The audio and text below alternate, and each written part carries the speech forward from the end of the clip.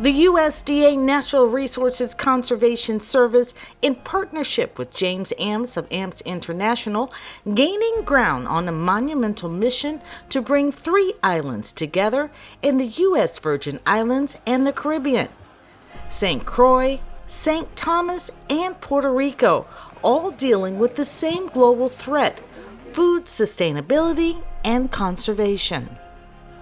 The AMPS Entrepreneurship Leadership Institute holding hands-on retreats on each of the islands to generate interest in the field of agriculture and conservation among high school and college students, and it's working. So plantains and bananas are triploid. They don't produce a seed that you plant. So they produce what we call a son. So the seed is actually not a seed, it's the plant. Oh, so they propagate it. Yeah, so no, the plantain is producing those kits. You see that one over there, pretty big? With those rocks? Right, so you harvest this, it has a big tuber in that, and then that's what you plant over there. The idea is to not only have the students explore agriculture, but build a business around solving an issue in the industry by understanding entrepreneurship. And agriculture is worldwide. I don't care what you do in your life, it's going to pertain to agriculture somewhere. Okay, I don't care if it's the clothes you wear, the food you eat, whatever. The hair products you use, it's going to relate to agriculture somewhere. Okay, some form is going to relate to agriculture. Who's going to be the disruptor to come up with something magical that the USDA, NRCS, or anybody, any agency, government agency would say, I want to fund this.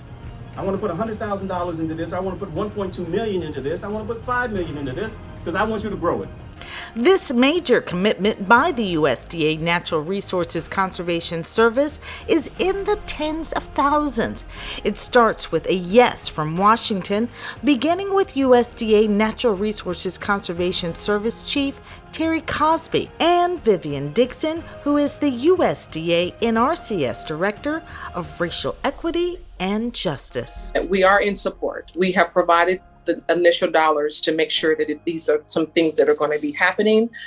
We're also committed to ensuring that we add another layer of funding on top of what we've already done.